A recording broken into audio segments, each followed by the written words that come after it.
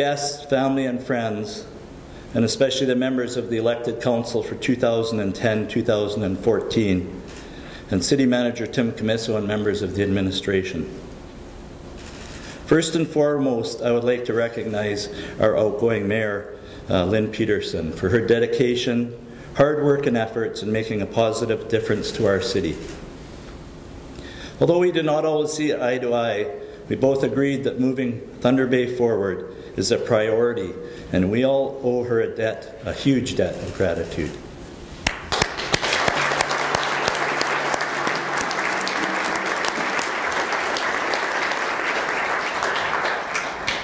To Frank Puglia and Robert Tukenhagen, our sincere thanks for your service to Thunder Bay.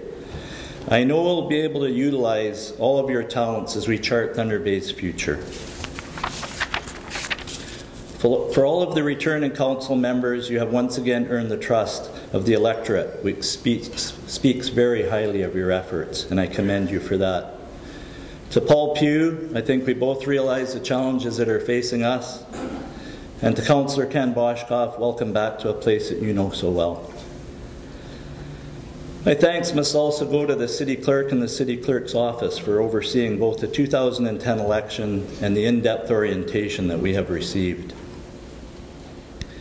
You know, when I look around this room and look at the walls, it's easy to become intimidated. Saul Laskin, the first mayor of a new city, forged a legacy of dedication while other mayors and council members work tirelessly to make Thunder Bay a better place. Today we are facing many challenges. However, the people around these tables have the ability, but more importantly, the resolve to do what is necessary to resolve them. After 44 years of living in Thunder Bay, I'm still amazed at the treasure that we call home. Our geography is second to none. Its beauty a part of who we are. However, in some ways, we are still searching the path that will lead us to success. The next 4 years and beyond will be spent building a future that keeps our children here.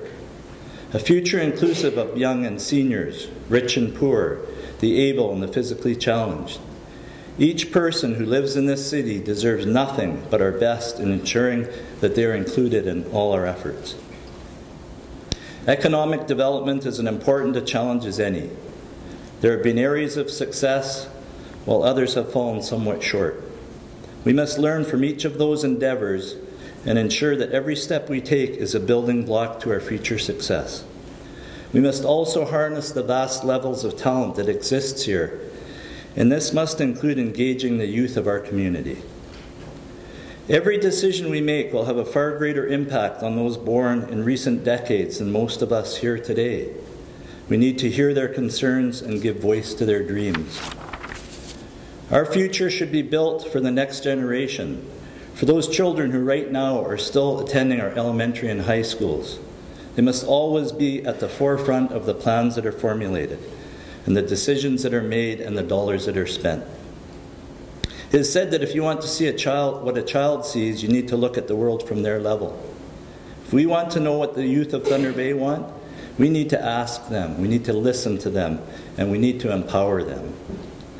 Some have suggested that I need to stop referring to my policing career, but I hope that you'll allow me one final indulgence here. You see, it was that career that gave me a unique insight in some of the challenges that are facing us today. I believe that eliminating poverty in our community is a must. In 4 years, we should be able to say that we have raised the bar.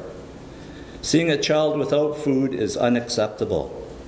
We can debate some of the reasons for that another day, but our city should not tolerate hungry children. We simply cannot fail in this. I am hopeful that we as a community can develop a poverty reduction strategy with qualitative and quantitative goals to measure our performance. Seeing many Aboriginal people fight for equality or to be welcomed within every part of our society is something that in 2010 should no longer exist. We have made some progress, but not enough. We need to recognize and appreciate that our closest neighbor is Fort William First Nation, and it is on their traditional land that this city was built. Thunder Bay is also a historic Métis settlement, so we must remember the contributions that Métis people have made and continue to make in this community. People from Anishinaabe Nation are not only our guests, they are our friends, they are our family, our partners in building a new regional economy. When we work, live, play, mama, we all together, we create an inclusive and welcoming community. And you will be welcome in this community at any time. We also know that people feel overtaxed, and it is a challenge we must recognize. Creating a city that provides efficient, affordable services while finding new and innovative ways to deliver them is possible if everyone, management, union, council and administration work together to make it happen. As mayor, I look forward to working closely with the rest of council, city manager and our administrative team, starting with the new strategic plan that we kicked off last Monday. It is easy to say that we must attract new industry, but we simply have to do it if we are to alleviate the tax burden on our businesses and property owners. The potential for the mining sector, including the Ring of Fire, new exciting jobs in healthcare and at our local Bombardier plant are incredible examples of efforts to help us transition our economy from one that depends on natural resources to one that is diversified and better positioned to meet the challenges of the 21st century.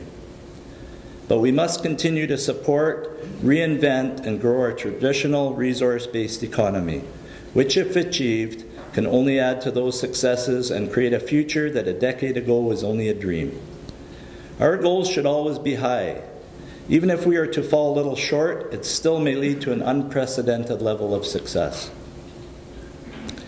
I would be remiss if I did not touch on the topic of community safety. I know it was an issue that was important to so many of our citizens, and let me be clear, it is always acceptable to have differences of opinion. What should not be acceptable to anyone, though, is to simply shrug our shoulders and accept the status quo. All local stakeholders and each one of us must band together and take back our streets. Our City Council is tasked with providing a safe and positive environment for business to grow and prosper. We cannot ignore our role. We must set concrete, measurable goals to reduce crime.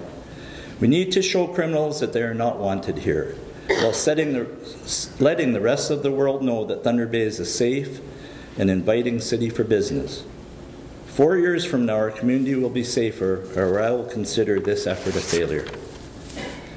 A dear friend of mine has a saying, give someone everything they want and it will never be enough. The moral is simply that no one can ever be truly satisfied if they did not have to work to achieve their success. That is the challenge facing us today. So we'll roll up our sleeves and do what is necessary to engage those who live here and ensure we all do the part to build the future we've all dreamed of. The 13 of us cannot do it alone, nor should the people of Thunder Bay expect that from us. We need each and every one of us to do our part if we are to meet the challenges of the next 4 years. Almost 50 years ago, John F. Kennedy challenged the nation with his words, "Ask not what your country can do for you, but ask instead what you can do for your country." Do we have it within ourselves to take those words and use them in the coming decade? I have no doubt we can. Together, Thunder Bay can and will lead the way, not only in northwestern Ontario, but perhaps even the country. The talent certainly exists. Now it is just time to get to work. Miigwech, thank you, and God bless.